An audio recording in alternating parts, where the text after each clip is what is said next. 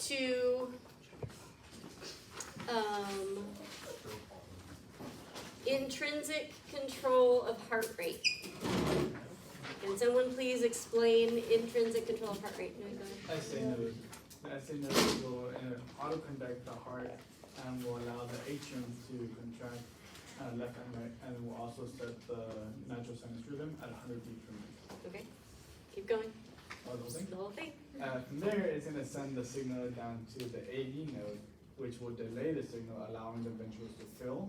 And then from there, the signal will travel down the bundle of his, and then from there, it will travel down to the Purkinje fibers, which surround the ventricles, Good. allowing the Purkinje fibers to contract. Very good. Ventricles. Yeah, the ventricles contract. Good. Any questions on that? Okay, can someone please explain intrinsic control of blood flow?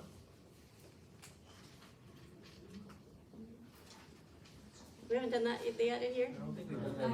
That's okay, that's what we're doing today. Let's go back a little farther then. What is stroke volume?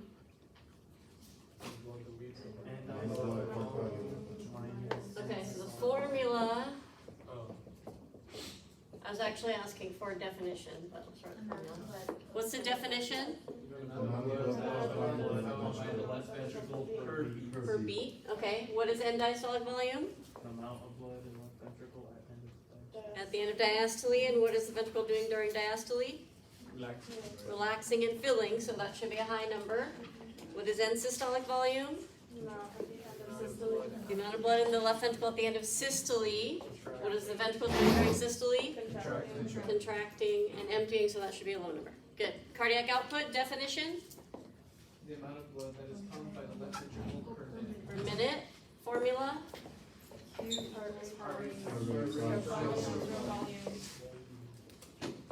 Okay. Ejection fraction, definition. What percent of the blood is pumped out in one contraction? Okay, percent of blood, and the formula? Stroke volume over end-systolic volume times 100. Okay.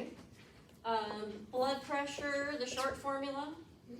Cardiac output times peripheral resistance. Good. And the expanded formula?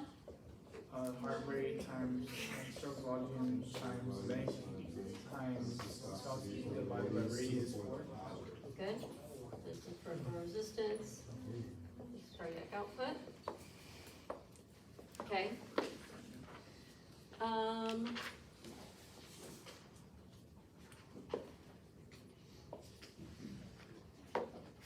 Extrinsic control of heart rate.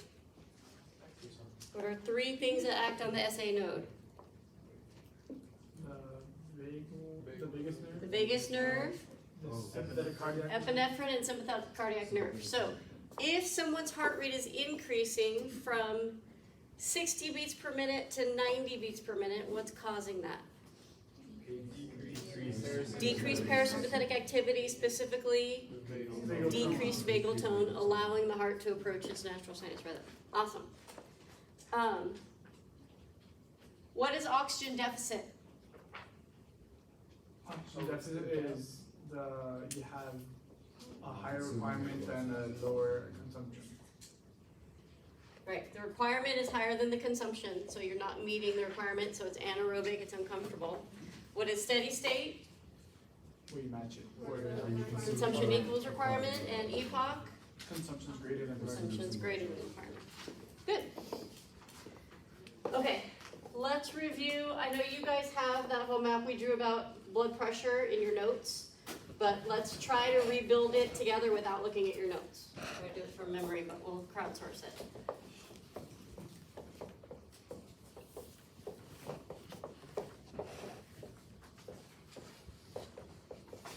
Okay, so we're talking about what causes the increases in systolic blood pressure during exercise. So we're going to be getting increases in heart rate. What's causing the increases in heart rate during exercise? It's an increase in Okay, we've got three things acting on the SA node. We just reviewed. What are they? Okay, so what's happening to vagal tone? decreasing. Do you understand it's not just enough to just say vagal tone here? Because we're getting an increase in heart rate, so it's a decrease in vagal tone due to, awesome, because we're exercising. Okay, what else is acting on the SA node? As part of increased sympathetic nervous system activity, because we're exercising, and the third thing acting on the SA node? Epinephrine. Also because of increased SNS activity, because we're exercising. Good? What controls stroke volume? Okay. What do we need the left ventricular myocardium to do? Increase its contraction strength. And what causes that? Epinephrine as part of sympathetic nervous system activity. Yes? Yes. Okay. Is anything happening to the length of the vessel during exercise? No. Viscosity? We skipped over it last time, but what could happen to viscosity? Dehydration. Okay, so viscosity would do what if you're dehydrated? Increase. Okay, so dehydration, I'm not gonna put the details of that on there, but we'll do it at some point later.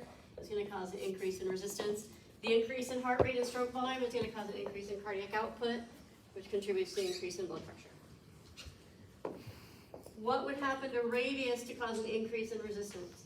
Decrease. Okay, what's that called when we get a decrease in radius? And what causes that? What's acting on the arterioles? Okay, so we've got epinephrine acting on the arterioles to cause vasoconstriction. Epinephrine is coming from the sympathetic nervous system activity. Okay, so everybody's good on that concept of how we control blood pressure? Any questions on that? Okay, so we talked about epinephrine acting on the arterioles to cause vasoconstriction. This is how we control blood flow during exercise. Through the arterioles, we vasoconstrict in areas where we want less blood flow, and we vasodilate in areas where we want more blood flow, and that's how we control where the blood is going. Okay, so if you're exercising, your adrenal glands are secreting epinephrine. So now you've got epinephrine in your blood, and it's going around everywhere, and it's causing vasoconstriction everywhere it goes. There are two exceptions to that. One is at the vessels near the skin. The vessels near the skin have different receptors, so they respond differently to the epinephrine. So the vessels near the skin, when they get epinephrine, they will vasodilate. That helps you increase blood flow to your skin, which is important for thermoregulation. So we can dissipate heat if the blood is close to the skin, and we also sweat from there. Okay, so epinephrine causes vasoconstriction everywhere except at the vessels near the skin where it causes vasodilation for thermoregulation. Okay, vasoconstriction is active. When I say something's active, it means it requires a muscle contraction. So remember that the arterioles have the smooth muscles, so when those muscles contract, that's going to give you vasoconstriction. When those muscles relax, the vessel opens up and you get vasodilation. Okay, so vasoconstriction is active, it's contraction of the smooth muscle walls in the arterioles. Vasodilation is passive, it's a relaxation of those muscles. Okay, they never completely relax. If they completely relax, the vessels would collapse.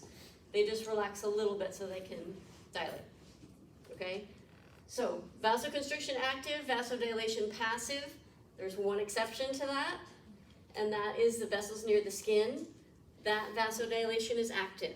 That's the only place in the body where you get active vasodilation. Gabby? Is this extrinsic blood pressure control? This is extrinsic control of blood flow. Extrinsic control of blood flow. So remember that extrinsic is something external acting on something to cause something else. So epinephrine acting on the arterioles causing vasoconstriction is extrinsic control. So we're getting vasoconstriction everywhere except at vessels near the skin, we're getting vasodilation. The other place we have to get vasodilation is in the exercising muscles. Okay, so if you're sitting on a bike and you're pedaling against resistance, your quadriceps are doing most of the work. Epinephrine is in your blood going around everywhere, causing vasoconstriction, except at the skin, where it's causing vasodilation. And at the muscles, at the exercising muscles, where something else is gonna take over so we can get vasodilation, so we can get increased blood flow there. Okay, so epinephrine acting on the arterioles is extrinsic control. So now we need to talk about intrinsic control, which is going to be how the arterioles control themselves.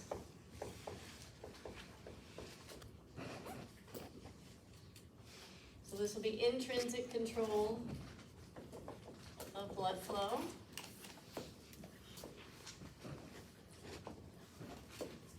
This is the arterioles controlling themselves, and this is how we're going to get vasodilation at the exercising muscle. So, at the exercising muscle, the muscle contraction is going to create certain conditions in that area.